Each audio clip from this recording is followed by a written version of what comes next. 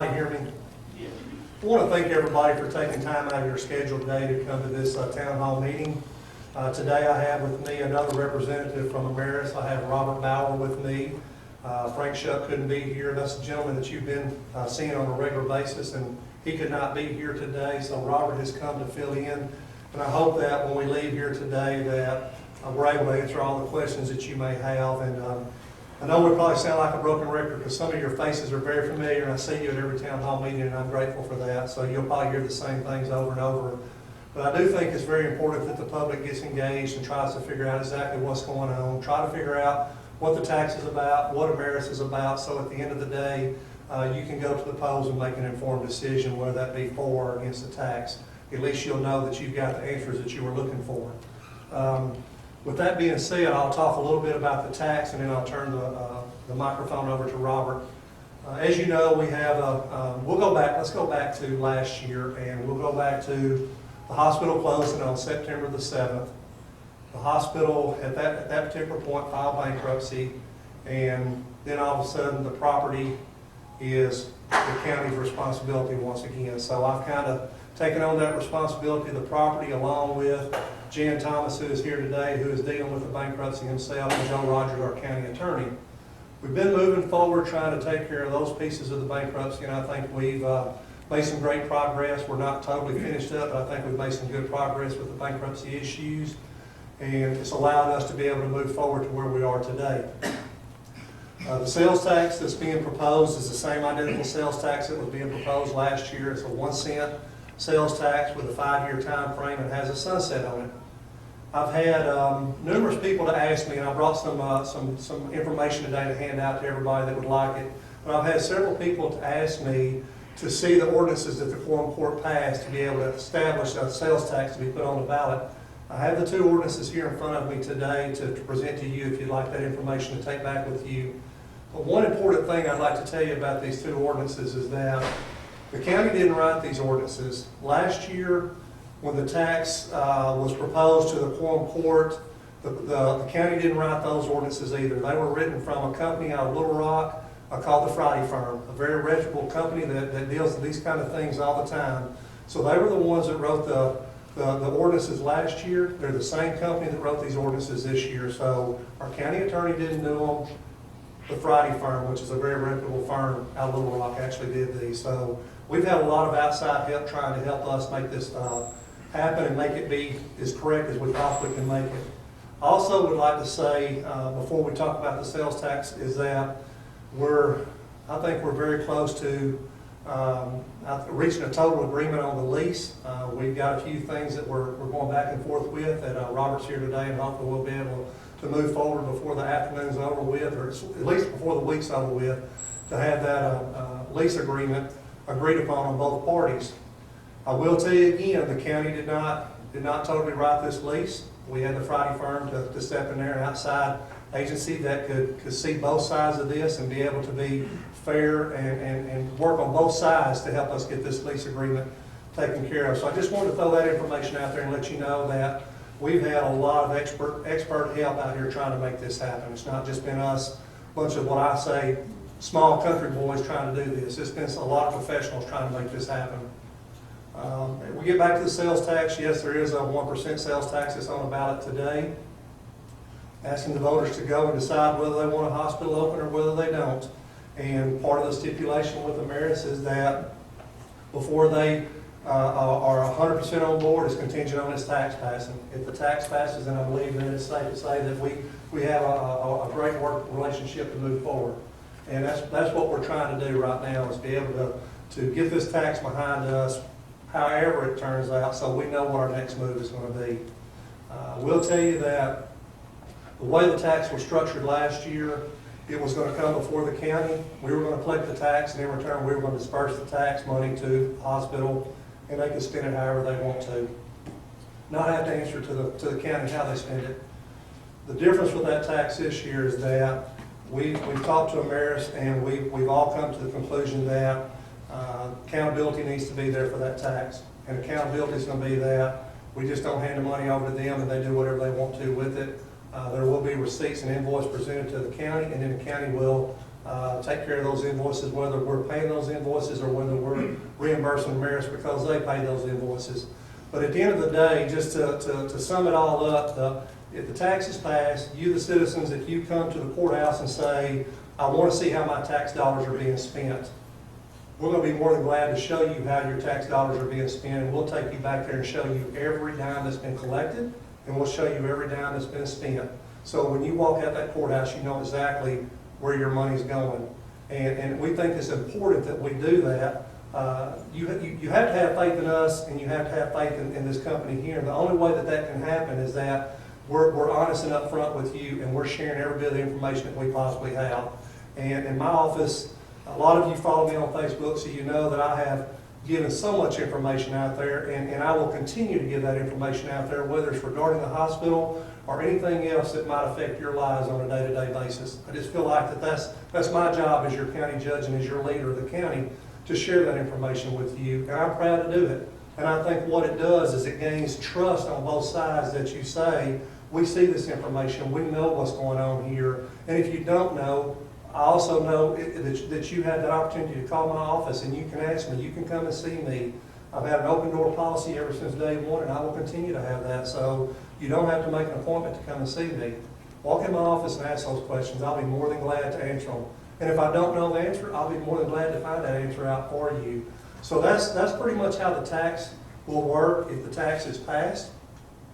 Naturally, if the tax is not passed, then we'll move on to the next level and determine what we're going to do with that property on the 15th of July if the tax doesn't succeed. But if it does, then we continue to move forward and try to get the hospital open as soon as we possibly can. So with that being said, I'll turn it over to Robert Bauer with Ameris, and he can kind of give you an update, and feel free to ask questions of him. Myself, the county attorney is here, and Jan Thomas. If you've got any questions, that's what we're here for today. Thank you. Thank you, Woody. I think Woody was trying to imply that I was a city boy. I'm not. No, I'm not talking to you. Maybe Little Rock. But no, Madison, Alabama was 2,500 people when I grew up there. So I'm a country boy too, just like you, Woody. Also, I'm not a preacher and I'm not a politician. So if y'all don't really, if you don't mind, would y'all move closer, or else I'm going to come that way. Does it matter? We have a lot of Baptists in here, it looks like. Well, they look like Episcopalians. Like sitting on the back row. Got some chicken up in here? Dirt road for it.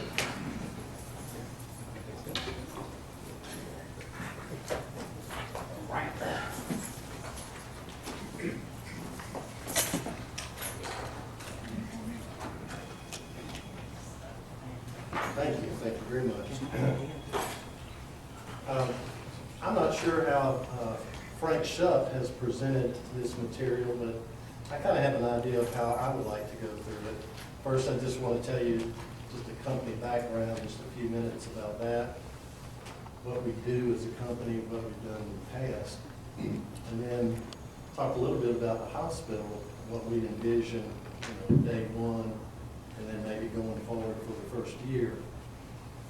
And then I really want to spend the most amount of time trying to answer questions or having direct discussions on topics that matter to you about the hospital. So, Ameris Health has been through many iterations as far as different LLCs that it was operating under. And generally, it's been under more than one because we would sell something that required us to sell the LLC with it. But the same people, and that's what matters, have been involved in Ameris since 1992.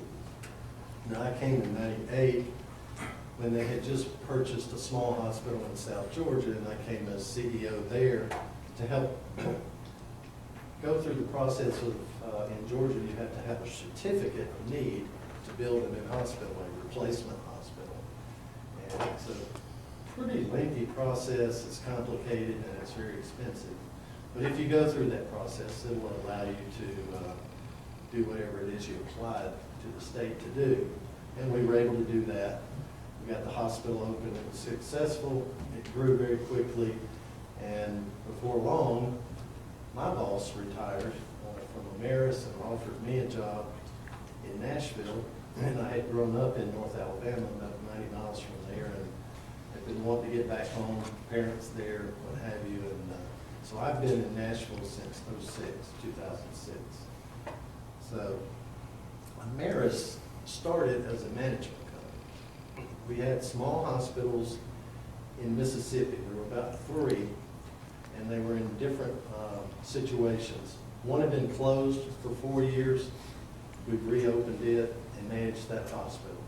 That was a lease where we leased the hospital from the county that owned it and then operated. Very similar to what is being proposed in Crittenden County. Another one was a hospital that was operating, but they were very close to going under and basically just needed some help with the management and some consulting and what have you. We did that one, made a great turnaround, turned that back over to the county, and the hospitals, both of those hospitals are still open.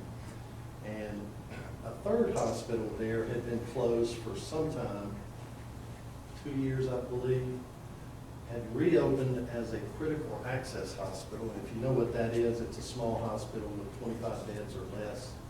And they get paid a little bit differently by the government, or on the Medicare side. They get their cost, and by cost, they don't get all costs, they get allowable cost. So you couldn't go out and just say buy a bunch of booze and charge that to Medicare. I mean, there are certain things you can and cannot charge to Medicare under that payment system for critical access. That hospital was not a success, and one of the main reasons was it was in Raleigh, Mississippi. We only had 2 physicians. 2 physicians are kind of slim pickings for running a hospital. And we may have had ER physicians that were rented from a company that supplied emergency room physicians, but really only 2 admitting physicians in that county. So that one did not work, and we were out of that hospital in about a year. Ameris proceeded to do different management contracts throughout the Southeast. And then, like I said, when I got to Ameris, we were starting our first owned hospital where we had actually purchased the facility and the assets from the owner and took over the operations. It was not a closed hospital. So that hospital is called Smith Hospital. It's in Valdosta, Georgia. And we started, it was a 70-bed hospital, but it ran a census of 8 patients. So obviously when we went to the state, requested a certificate to build a replacement, they said, well, you don't need a hospital. There's no need for one. And I think at the time they thought we wanted all 70 beds to be replaced, which we didn't need either and didn't want. So we made an agreement with the state that we would only build out 29 beds to start that hospital. And that eventually was approved. We had a lot of opposition from the large hospital in that town. Obviously, they had something to lose by us building a new hospital and maybe attracting some of their physicians, which we did. And long story short, that hospital in 2011, the end of 2011, bought Smith Hospital. And they have done whatever they've done to it. I won't say it's all good, but the hospital's still open. So that gives you just a flavor of some of the things we've done. We'll talk about Arkansas hospitals that we've managed later. I know some of you are going to ask some questions about that, and we'll go into more in-depth into that piece. But for this hospital, what we've thought all along, since we've met Judge Wheeless and some of the key people here and physicians, is that it can be viable. And that was before we ran any numbers or tried to model it in our financial planning. Just on the surface of a Christmas party that turned into actually a meeting of the Medical Society of Crittenden County, we thought we were coming up with, for some snacks and maybe a drink and meet people. Well, I ended up in front of the group and Frank with me, and we had a 2-hour, very, very productive discussion with the medical providers of this area. There were 40 people at the meeting. I think 23 were physicians and another 12 were either nurse practitioners or nurses or some type of medical employees. So from that one meeting, we knew that there was enough interest, there was enough passion, and enough go get it done in that room to make it happen. We didn't have to go recruit a bunch of doctors. We didn't have two. We had a room full, or that part of the room was full of physicians. Not everybody that came, obviously, is going to come back and bring every patient or refer every test or what have you to the hospital, but it sure got us to the next step. So since then, we've worked very closely with the county, hopefully in a positive manner, to come to what is now being proposed. And that is that Ameris Health will create a company, a separate new company, under an LLC type formation, which will then lease from the county the assets that are the property and the equipment that's in the building that is owned by the hospital. Not every piece of equipment is owned by the hospital at this point, right? Some of it was leased and had not been paid completely for the lease. So that equipment is still in question, and it'll either be resolved in bankruptcy proceedings, or perhaps we assume some of the leases if it's something we need. There was a lot of equipment there that we won't need when we open. It had 6 operating rooms, fully furnished and almost brand new. Ventilators, and very expensive equipment sitting there. Some of it's still in the packages. It had not been unwrapped. So you've got a great baseline to start with. You don't have to come in here and purchase large quantities of equipment just to be open on day one. I think most of it is there. Now, I'm not a physician, I'm not a clinician of any kind, so I couldn't walk through that building and tell you. And so far, it's just been business types that have been through the building. Now, once we decide this is going to happen, the county passes the tax, and a couple other things I'll mention, all the stars line up, then we'll bring the people who actually know what all that equipment does and how much of it we really need to use. And we'll sort through all of that as we go. But under that lease, the county would have a tax. They would collect the proceeds. I'm sorry. You want to scoot over? Mike. Told you I wasn't preaching. Well, the tax, as it's collected, we will submit invoices for things that are allowed to be reimbursed under that sales tax. And I think the state has certain rules that we need to work through in our lease to make sure everything matches up with what we say and with the ordinance that has created the referendum for the vote. Once we sort through all of that, then there are only a few other things that have to happen. The bankruptcy court has to, we have to work with them to create a clean lease. Right now, there's several liens on the property over here, so if we were to lease it today, it just wouldn't work for us. One, our investors wouldn't get into that kind of a lease where there's liens, on day one. And if we created them ourselves, I guess we could work through that. But the way the lease is written, there cannot be any liens on the property. So we won't create liens on that property, and the county obviously is not going to do that either. So once that clean lease is available to us, we sign that, and then it's pretty much up to our investors to fund it or not fund it. So I want to make it real clear, just because the tax passes doesn't mean there's a hospital from Ameris at least. It may be somebody else in the room. But it's a chicken and egg thing. Most smart people don't put their money into something that they're not fairly sure is going to happen. So until those certain things have happened in the right order, we'll know for certain if there will be a hospital. May not want to hear that, but that's just how it's going to be. need on our end. And we can work around some of those things and make that transition a little more certain in other ways. But right now, that's where we are. And to open the hospital, you know, the main thing this community is missing are emergency services. I mean, what happens when somebody has a serious injury or motor vehicle accident or stroke, infarction, and you have to get to a hospital quickly. You know, they say in a trauma situation that there's about 30 minutes to an hour where you're going to get somewhere and get treated, stabilized, and make it through, or you're not. And I think this community should be, if you're not already, very concerned about that aspect of not having a hospital, just that alone. So certainly emergency service will be offered and be part of what we open up with.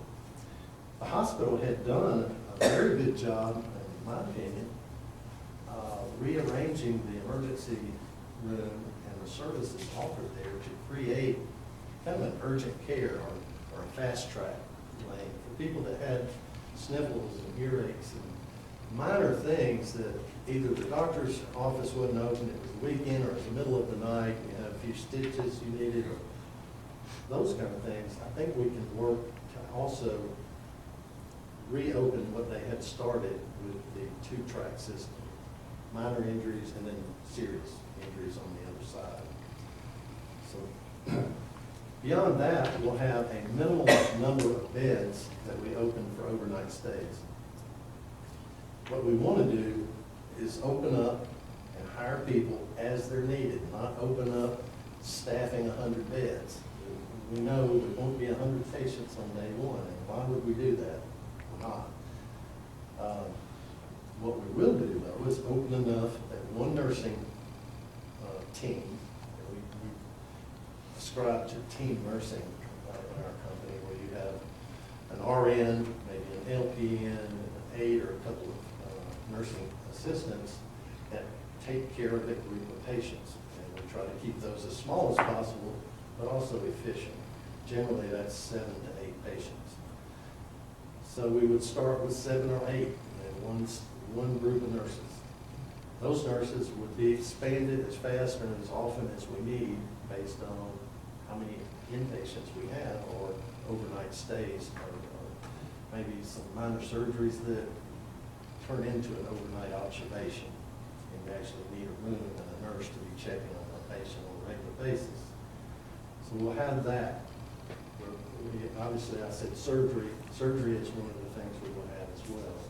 We're not going to emphasize inpatient surgery because that's more suitable to a tertiary hospital, one that offers a lot of services and has a full complement of specialists on board, much like the bigger hospitals in Memphis. So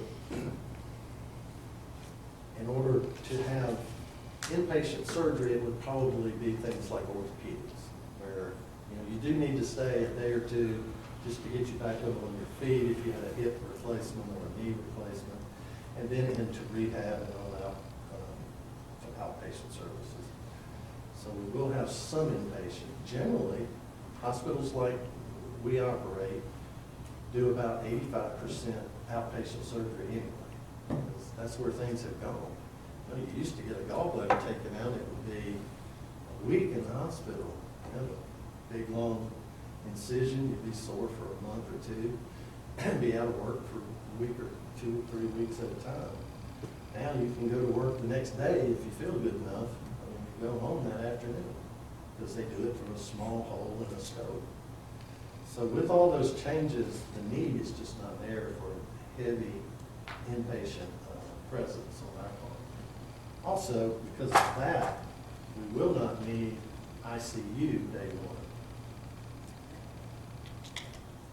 I mean, when you have an ICU, you're obviously taking care of very sick patients, patients that cannot be taken care of on a normal, regular medical surgical nursing floor, or even in some observation unit. So ICU is not something we're contemplating on day one. If the need arises, and we can see that it would be used, utilized, and it was necessary, we'll add that at some point. Other services, I've mentioned rehab. That's something we certainly want to do. The hospital had a very nice rehab program from what we're able to tell. And it was operated by an outside company through a contract, but they did a very good job. And the physician that was in charge of that program has expressed interest in coming back. I think he's in Forest City still, because he had to go there just to be able to practice what he practices in his specialty. Besides that, we'll have the obvious: laboratory, radiology, all the different modalities, CT scan, MRI. The MRI is non-functional currently. I think they had a fire, some of the fire suppression flooded that area from above, and that equipment is no longer operational. So we'll have to do, probably on day one, a mobile unit where we bring one in on the truck, maybe build a little covered walkway so the weather doesn't affect patients going back and forth. But an MRI is generally, I think it's almost always an outpatient procedure. It's almost, I never see them done on an inpatient basis. So generally people go in to have an MRI or ambulatory, or they may be in a wheelchair, but these vans or these trucks accommodate that. They have lifts. Then we would have, of course, all the support services it takes to run a hospital: maintenance, security, dietary staff, housekeeping, environmental services, all the other things. I guess we'll have an administrator, I don't know. But those are pretty much the basic service lines that we'll be looking at. It's probably 60% of what you need in a lifetime as far as services. Hopefully you'll never need a hospital. And that's the goal, is to stay out of those things. One time I was in a hospital when I was in college. In order to get some beer money, I volunteered to be a guinea pig for a study at the University Hospital in Birmingham. And perfectly healthy, and it was a program to study about blood pressure. And they needed young people to do it. And so I go sign up for this thing, and it's 10 days in the hospital. But I could go to school during the day and come just so I came back at a certain time and checked in. Well, after walking in there perfectly fine, about the 6th day, I got severely ill. And I got ill because I was in the hospital for too long. If you want an infection or catch somebody else's germs, just hang out in the hospital long enough. I guess people that work there get immune over time. At least that's my experience. But anyway, I'm going to shut up now and just try to interact with you, field questions, or talk about anything that's on your mind. Yes, ma'am. I worked at Crittenden before it left at the lab, but I just voted yes for our tax. And I know nobody likes taxes. And I know I've heard a lot of negative about, oh, we don't want to pay taxes. But I received my tax bill this year for $1,235, and $935 went to Marion School District. I've never used Marion School District in my life and never going to. Why do I not protest those taxes? Because we need good schools in our community, because it's best for our community. And even though you may not like having another penny, to me that's a small price to pay for a life. And I'm probably going to use this hospital. But I know I'm not going to use Marion School District. I'm too old to be having children.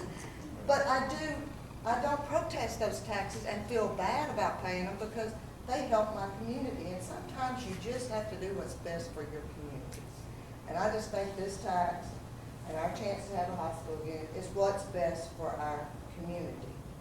It may not directly benefit you, you may never use it, but it's what's best for your community. And we've got to get back to what's doing best for our communities, not just griping about taxes. You pay a lot of taxes you never see benefit from. You might see a benefit from this hospital, especially if they close that bridge down. So, I mean, I just think we ought to look at it that way, because I am full support of Ameris. I write that check, pay those taxes, and love that we have those great teachers and stuff out there. but I'm gonna sit here and go to Walmart and pay that 1 cent so we can get us a hospital too, you know? You have to kind of look at that way, and our community needs a hospital. We just need a hospital, and regardless of how you feel about it, we need to say yes to this. We need to take a leap of faith and say yes. That's a very good point. And, you know, even though you don't use the schools, the students it produces end up being serving you at whatever restaurants you go to. And kind of like to have a literate server, wouldn't you? That's So what you need. it comes back around eventually. And the same thing with the hospital tax. It's a main driver. You go to any, especially small communities, if you don't have a hospital, it's hard to do economic development. It's hard to convince a large company to put a plant there or any business to relocate there, say, or expand if they don't have convenient access to health care for their employees. So keep that in mind as you vote. Yes, sir. I wonder if you could touch back on the nursing team concept, because it sounds like your core initial 8 beds, without 100% doubt, are going to be full-time employees. But after that, from a personnel standpoint, where you go to 12 beds, maybe jump to 20, but jump back down to 8, I'm assuming these nursing personnel will come from a temporary service? No, we'll staff a core staff, a full-time. The idea is to have everybody full-time. Now, that's not always possible or feasible. It doesn't make sense in every case. But you have to have a certain number of people that are just available for a shift whenever you need them, PRN basis. Some people that only work just weekends, say, or 2 days a week, or, you know, fill a slot that's needed. So we're going to be very flexible in the way we staff, and pretty much every hospital has to do that. I'm not aware of anybody that's just all full-time people and they never go flex up and down. Hospital business is seasonal. Obviously, during the winter, we're all indoors, we're sharing germs, and our census, at least on the inpatient side, infections and pneumonias and those kind of things go up in the winter months or the colder months, and it's a little lower in the summer months. So, yes. Well, like I said, your business model, and I understand the concept, I'd assume we'd have to have either on-call personnel or personnel who are going to work part-time. They know that on the front end, they're going to work 20 hours a week on average, so, you know. We like to do basically an in-house agency for nurses. And because people are willing to be flexible, we're willing to pay more. Now, you know, they may not make all their hours, but they might make up some of their dollars because they're flexible, and we, you know, appreciate people that can bend their schedules to the hospital's needs. We have that program right across the street. It's Arkansas Nursing Providers. It's a medical staffing agency. Medical assistants, LPNs, RNs, radiology techs, to clerical. So it's right there for Please you. leave your card. We had that schedule in the lab before the hospital closed too. We had people that just only worked weekends because that's all they wanted to work. And then we had people that were PRNs that, I don't want to work all the time, but call me if you need me. Also, Yes, sir. I have several questions I'll try to be brief. First thing, you're mainly a management company, is that right? That's right. Mainly you do not own hospitals. But we will have a management agreement between Ameris Health, that entity, and the hospital. And we've reserved a name in case anybody's interested. It's Mid-South Community Hospital LLC. So that'll be our arrangement at Ameris, is a management agreement with that company. All right, then my next question is, how long is that agreement for? Usually- generally- Lease agreement. Usually they're 5 years with the option for another 5. Is that what this one's gonna be? We haven't written it yet. I mean, do you think that's what this one's I gonna be? think it'll be our normal agreement, yes, sir. Then my next question is, what is the how much are you paying for the lease? $10 a year. It's a nominal consideration, there's no material consideration. Yeah. Okay, then, 25 years. you're gonna start a separate entity, which is the right thing to do. So what if something happens 2 or 3 years from now, and y'all decide you're not making any money? What's gonna happen to that agreement? Well, the lease has some very strong language in it that describes in detail what happens if any party breaches the lease. And that would be a breach of the lease if we just up and left. So I'll let Joe, if you'll answer some of that. Sure, they're standard break provisions in the lease that you have in any lessee situation. And of course, if they should fail to materially perform their obligations under the contract, then they would be in violation. From a practical standpoint, you'd have a damage claim, you could go in, the county could go in and terminate the lease, hopefully find another operator for the lease to take over the lease, hold them liable for any deficiencies that might arise. Standard provisions that you have in any kind of lease. And of course, to answer your question, you always have, in a lease arrangement, you're always concerned about, well, what is the financial ability of the people that you're leasing with to pay any damages? And I'm sure that's one of your concerns. And that's it would be limited to whatever their assets were. And that comes to my next point, is that with them starting a separate entity, that entity will not probably have much assets, other than the money that your investors put in there to operate the hospital. But 2 or 3 years from now, that could be depleted. And then you could bankrupt that entity. And I'm just doing scenarios that things that could happen, because these questions have been asked of me that I know. But if you start a new entity and it has nothing but that investment money, it could be $14 million, but anybody that knows operating a hospital, how quick $14 million can go. Well, certainly, but under the terms of the lease, and I'm sure Ameris is not, their intention is to go in there for a profit entity, and the entity they lease under will be a for-profit entity, and it's their intention to try to make money, or else they wouldn't be interested in coming in. They think that the hospital can be run profitably with some aid and assistance up front for the first 5 years to try to get them, get over the obstacles you have to overcome, because you're going to be spending all this money, acquiring equipment, paying employees, etc., until you start collecting money. I think it's been discussed that it'll be, let's just say this hospital opened on the 1st of December, probably would be before you could collect any money. The significance would be how far down the road. Could be six to 9 months. So That's what I'm talking about. So that's why that's the need for the tax, is to try to, we all know what happened to our former hospital, and they were, you hear different numbers, but they were hemorrhaging $2 million a month, so to speak, thereabouts, and over what their revenues were, and that's why the tax is important to the operation of the hospital.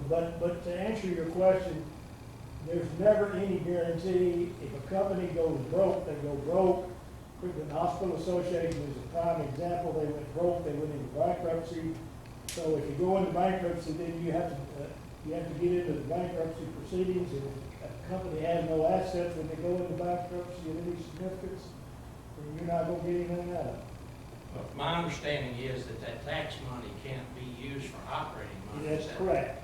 So that's not going to help them, other than buying equipment or... Well, it will help them in the sense that the county can legally do certain things with the tax monies but for the tax monies, the lessee would ordinarily be incurring, such as, ordinarily in a lease situation, the lessee pays for everything.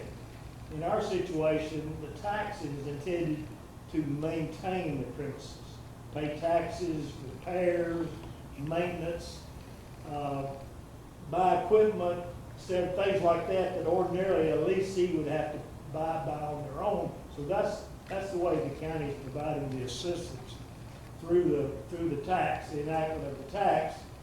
And the consideration for that is that they agreed to come in and operate a hospital. But they can't use it for salaries or No. utilities They or? can't, well, the county can, since it's the county's building, the county can do anything legally with the tax proceeds. It goes to maintenance, renovation, repairs, which could include also paying things like taxes, insurance, utilities. They can do that since the county owns that property. And Joe, you could pay maintenance workers out of that also. Right, yeah, we've talked about things that, you know, like maybe the county could employ maintenance employees directly or by contract or reimburse them for their maintenance employees, because that's maintaining the asset, the property and the equipment that belongs to the county. And so, you know, we can legally do those kind of things. What we cannot do is pay operating expenses such as salaries, you know, benefits, medical supplies, things like that would be consumed in the You operation. can't utilities, right? Yes, we can. You can pay Can utilities. pay that. Do we plan on paying the Yes. utilities? So all they gotta pay is the salaries, is that right? I suspect there's a lot of other operating expenses in a hospital besides paying salaries. Well, you got supplies and Supplies, stuff. salaries. You got supplies and things. Right. So basically, they're gonna be able to just come in with employees. And I'm not trying to be adversarial, I just want to know this for myself. That's correct. As a businessman. I mean, Mr. Bauer could tell you what additional expenses a hospital has other than just salaries and the medical supplies, but, you know, the county is providing specifically by lease, we're providing for the maintenance for the facility, we're gonna pay for the property and casualty insurance on the property, we're gonna be paying taxes owing on the property, maintenance expense, employing maintenance people, security people, things of that nature that we can legally do. But we get none of the income other than the 1% tax, is that That we're right? not getting any income. You know, and what and the judges probably could address this better than I could, but I've been in on most of these meetings. The county has met with numerous healthcare providers, hospitals, most of them that were larger entities. We met with Tenet, we met with the people that operate the hospital in Forest City. I can't remember their names. What is it? Community health system. Community Health System, which used to be a small entity, now it's a large entity. A couple other entities we met with, none of which were willing to come on the basis that it takes so much money to operate a hospital, so much money up front investment. You would hear $15 to $20 million when they can go to an area that, you know, has a lot more people and population and make more money on their capital investment. So, you know, that's why Ameris fits the niche we have here, because they deal with small rural hospitals that the big players in the business are not interested in. I've got one more question and then I'll shut up. They, the 1% sales tax, we say it's gonna sunset in 5 years, right? But if we gotta continue to do this, how are you gonna do that if we don't continue the tax? Because the plan is that given that 5-year collection, the tax will allow the hospital to get up and running and sustain itself. Ameris believes it will sustain itself and make money for their investors after that initial 5-year period. That was the first question that any investor could ask is, how does it last past 5 years? Yeah, I mean, if we're gonna have to pay all of this the first 5 years, I just wonder if they're gonna be making enough money to pay all of those things the second 5 years without us extending the taxes. Well, they project that there will be, and everyone that we have talked with, every hospital entity we have talked with, has told us, given the demographics, that there's a need for a hospital here that can be that financially can sustain itself if given help in the beginning. How does this area compare with other areas that you guys have went in and built hospitals on their needs initially, and after a 5-year period, where are they now? I'm trying to think of real examples. The Valdosta example I mentioned earlier, same size town, 50,000. That's your county population. But they had 50,000. Very similar. Demographics within that 50,000, very similar as far as ethnic mix. Average annual incomes, real similar. And that one's still going 13 years later. Now, the one that didn't work, for us at least, was in Arkansas. We actually put 2 hospitals there in the same county, Mississippi County, Arkansas. You may be familiar with Wheeless and Osceola, both owned by the county.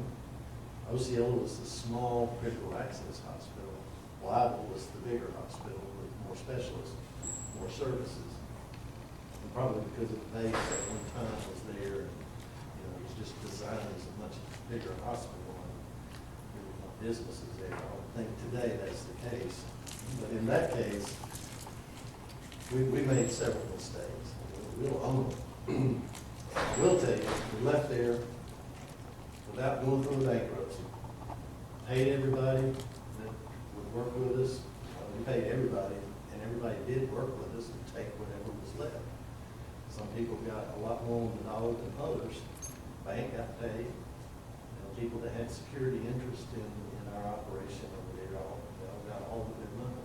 So we didn't leave a mess when we left. And there was a transition where the hospital never closed. It didn't close when Baptist gave a 30-day notice. We kept that hospital open. There was nobody else, just like here. There was no other company over there begging to be the operator.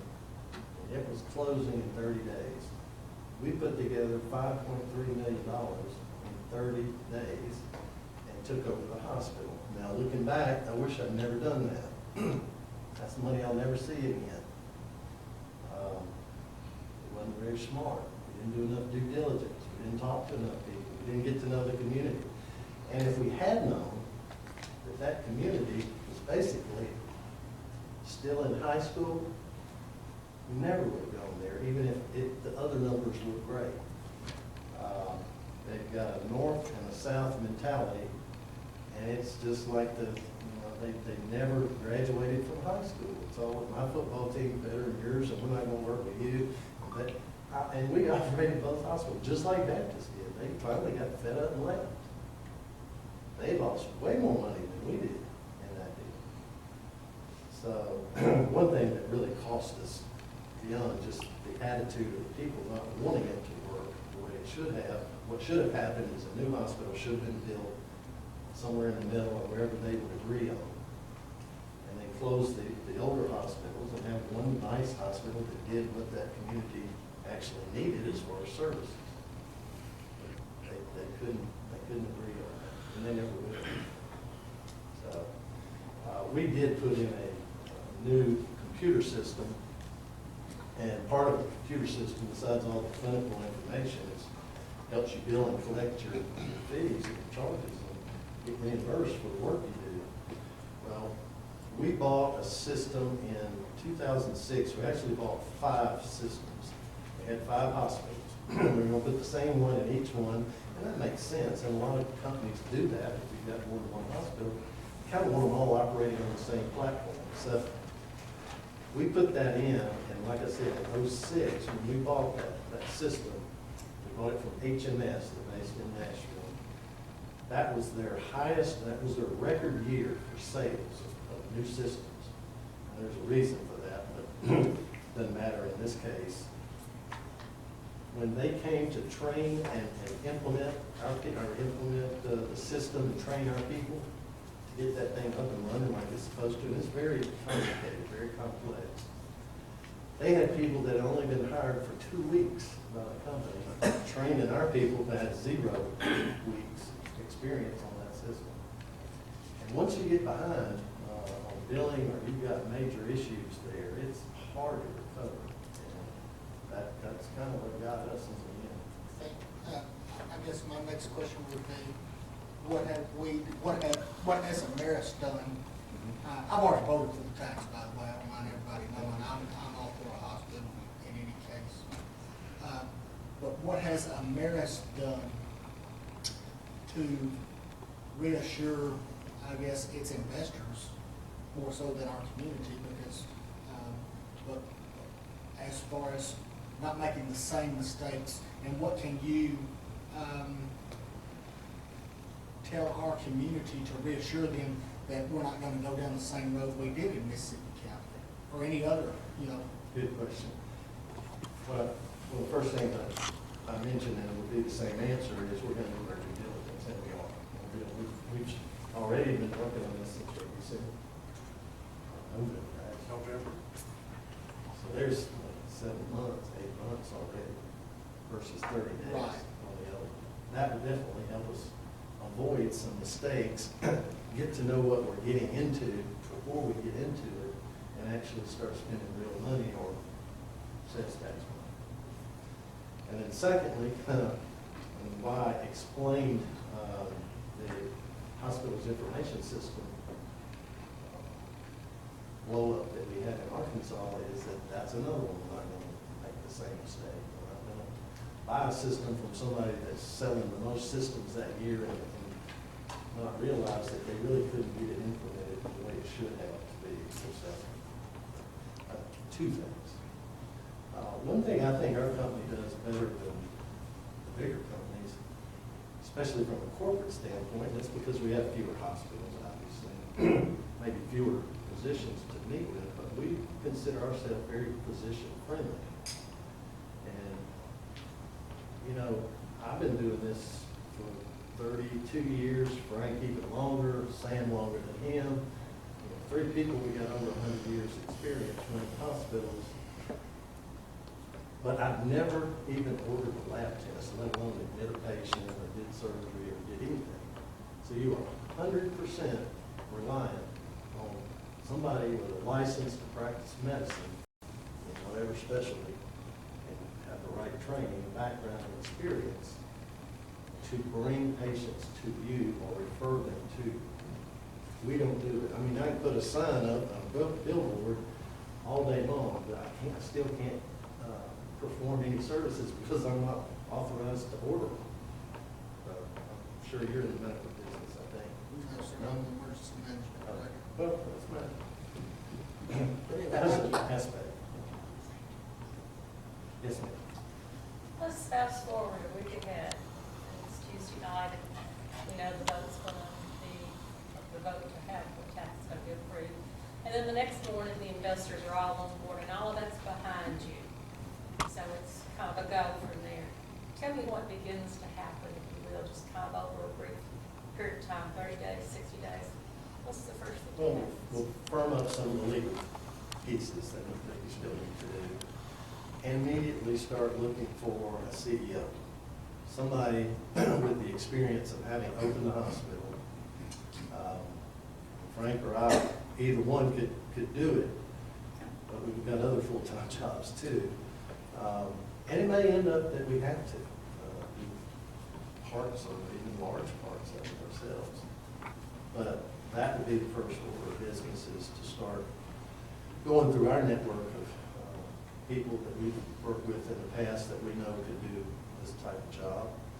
Try to convince them that this is a great opportunity and be a fun project to work on and a good place to live. So I mean, next thing. that's day one. Yeah, what's the Or next thing day. then? The next day, I don't know. There's so many steps I couldn't even begin to tell you. If you saw, they have these little decision trees. If you wrote it on a board, it would take the whole wall up of all the different steps. Hospitals, last time I looked at one of our hospitals, we had to deal with over 17 federal agencies, not counting the state agencies. Something that, we deal with OSHA, we deal with EEOC, we deal with the Civil Rights Department, we deal with the Nuclear Regulatory Commission, if we offer nuclear studies. I mean, the list just, FDA, it never ends. So, yeah, we've got a lot to do. And I don't know exactly what order I'm going to do them. Some of them have got to be done parallel, and a lot all at once. That doesn't answer your question. That's not the best I can do. Well, I assume the CEO would probably be one of the first priorities, but just in the general scheme of things, what are the top 3 or 4 things that happen? You deal with all the regulatory bodies, that sort of thing. To run a hospital, you've got to be a participant in Medicare, Medicaid, because you're right on the border of 2 states. Generally, you got to work with Medicaid in Tennessee as well, in case, there's some back and forth. Then you've got all the private insurance companies that you want to have a contract with. You have to negotiate those. The contracts are anywhere from 50 to 150 pages long, very minute, a lot of gotchas in all those. There's a lot you have to do to be paid, and we would certainly want to do that on the front end. Have all our applications for provider numbers submitted timely, and I can talk on my time. You get the picture. Okay. Yes, ma'am. 2 questions. Is the CEO going to have to live in the community? Yes. Good. And then, we're not going to say West Memphis, we'll say the county. Well, I'm in the county, I'm sorry, I said in the county. Good. Number 2, I worked over at CRH. We have HMS instilled in CRH. I'm not going to be using that. Okay. I'm sorry.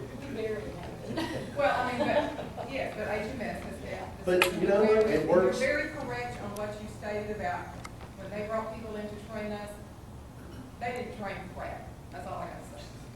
They didn't You had know to how figure it out. You had to figure it out yourself, pretty much. They didn't know how to train. I mean, they would have to say, we would ask in the accounting office, which is where I work, we'd ask, can it do this? Well, let me get back with you, or either we got to write a program. Come on. That's what we experienced a lot too. Okay. I think too, people have a misconception about our county. They think we're all poor, and, they do. They think the whole county is just, there's a lot of poor people, okay? But poor people are not the only one that used CRH. A lady that's probably one of the richest women in the county had her son in CRH 6 months before it closed down and raved about it. My mother uses it, and I promise you my mother's not poor, And so I think that's a misconception. I think we need to get away from that, because you've got, yes, there's poor people that need help and stuff. They need medical care. I'm not saying. We looked at your numbers as far as how much Medicaid, how much Medicare, how much uninsured or no pay, how much commercial insurance, and it's not unlike communities we've operated in the past. Yeah. I thought, on first, before I had looked, before I confirmed that, I thought the same thing, but that was just from rumors and just from listening to people talk, not knowing the real truth. So, you're right. And there's a lot of people, my mother included, she fell in front of Baptist DeSoto Hospital, and her husband said, let me take you right here to the emergency room. She said, no, take me home, take me to Crittenden, and had him drive her from DeSoto, Mississippi to our hospital. So I just think that's a misconception, and we need to get away from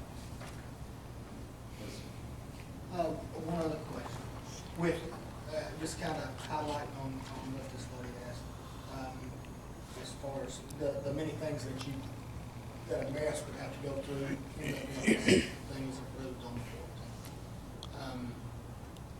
I think after talking with Judge Wheeless, the hospital's got to be having, right, the hospital has to be open by September the 1st, or we lose the licensing. September the 7th is the deadline, but, Jen, you want to, I'll tell her what. Okay. Yeah, I guess to ensure that, that, The judge told us that on the very front end, he even produced the piece of paper that the state had issued saying that. And generally, they can give, and I promise you, the state wants this hospital open. They do not want to see this hospital stay closed forever. It's not their intention, and they're doing everything within their regulations that they can do. We met twice with the director of licensure, and it's the license that's at issue. And rather than terminate it, when they closed the hospital and gave notice, they suspended the license. And by their regulations, they could suspend the license for up to 12 months.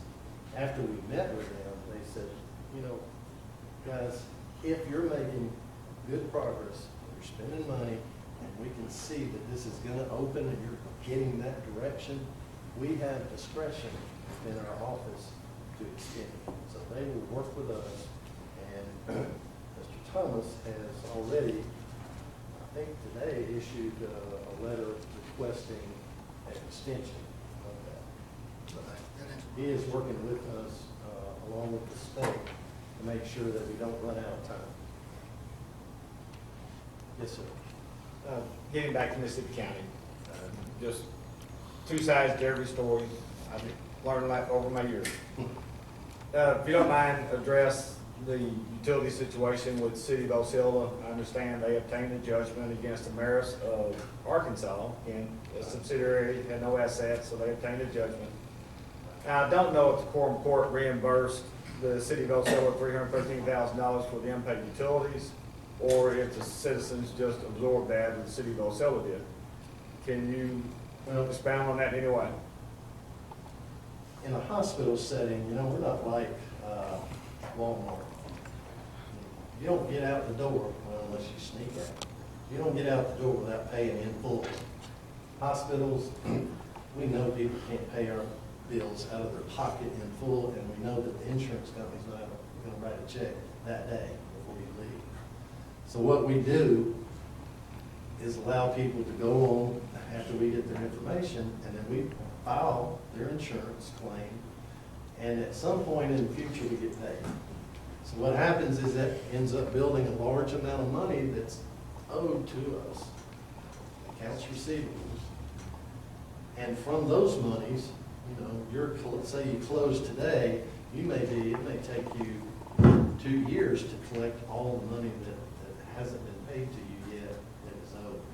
So what happened in that case is those receivables, after we left, as they got paid, they went in one pot. The new operator, we had a few fights over who was supposed to get what money, but regardless, that money went towards paying on that judgment. Yeah, according to the minutes from the city council meeting on April 20, 2009 in Osceola, it just says Ameris was operating the hospital system for the county for some years now, and they just quit paying the electric bill as of July 2008. At the present time, the county, which I believe had taken over after you left, was 45 days delinquent, total of $29,000 that the county owed. So, okay. See, even they had trouble paying their own bills. So. When we left there, what happened is Quorum, also out of Nashville, they're a management company as well. They came in, but they didn't lease the hospital. They didn't put up a bunch of money up front to get it operational like we did.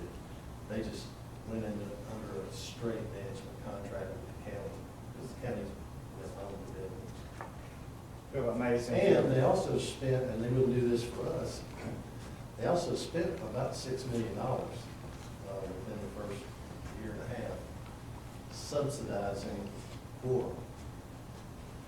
When we asked them for a little relief, no money. So the accounts receivable that you're referring to is also the same thing with the $1.2 million lawsuit that First Tennessee filed against Ameris for unpaid lease obligations that the Quorum Court ended up settling out of the cash reserves that they had, of course, which they collected your receivables. So, okay. So everybody got paid, or they agreed to take less than what they were owed. We actually hired a company out of Chicago that's what they do. They negotiate with vendors in situations like that to avoid going through a bankruptcy. Or I guess, Dan, you may hire people like that occasionally to do the work for you. So that was the outcome. The one last article that I read about Mississippi County was the $500,000 that the court paid for payroll. Again, right before you left, you realize that we're not making any money, we had to pull the plug, it's a business decision, I can understand that. But court picked up that $500,000 tab. Well, they didn't want us leaving and closing the hospital. Right. So in order for us to stay as long as they wanted us to make the handoff, they don't pay some of the salaries. The only question I had was the Tri-County Hospital, the LLC, that is, I believe, formed in Tennessee. I think it's Dyer County or Lyre County, I can't remember exactly which county it's in. But they, Drummond Community Bank ended up suing them for $938,000, got a judgment for it. And that's a subsidiary of Ameris, if I remember correctly. LLC, yes. Yes. That was a hospital that we got a certificate of need in Florida to build. We started raising the money from our investors, and we had just been down there, and some of the local people that wanted to participate as investors. We came back with a handful of checks, and before we could deposit those checks, Lehman went under in 08. Next week was TARP 1, so there was no credit to be had anywhere. I don't care who you are. Nobody would have succeeded in that situation unless you raised 100% in equity, and that doesn't make any sense. So on the property that we already purchased through Tri-County LLC for that project was guaranteed by one of actually our founder. So they did a friendly foreclosure on that property, and he now owns the property. We have since gone back, we got another CON back in December, and this time it looks more likely that we get it open, actually get it built. That's the one in Chiefland? Yes. Okay. That's the one that's referred to. Yes, sir. Robert, do y'all have any investment in Crittenden County other than possibly the hospital? Ameris, Not that I'm aware of. do you have something to do with the 7th Street Behavioral Center? Ameris does not, Ameris Health, but on the 7th Street, that is a facility that's owned by a company called Woodridge Behavioral Care. They're based in Nashville as well. And the principal of that company, the main owner, is on our board, and we have done deals together on other things, but we're, as a company, not invested in that particular project. Now, one of our investors in Ameris is an investor individually in that project, but not the company.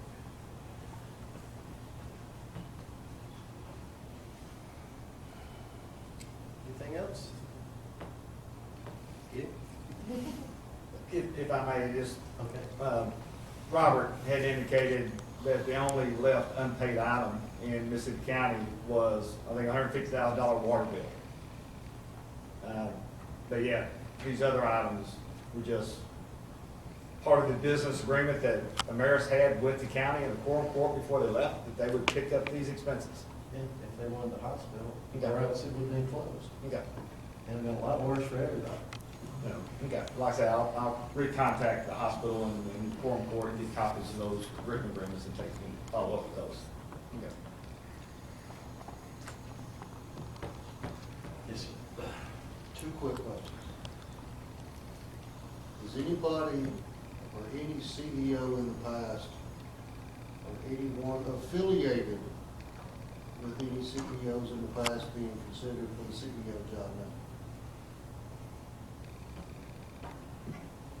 I mean, CEOs of Crittenden,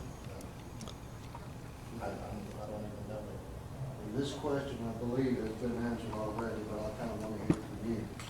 Are you going to use the same company that supplied the ER doctors at Crittenden if this hospital passes for this?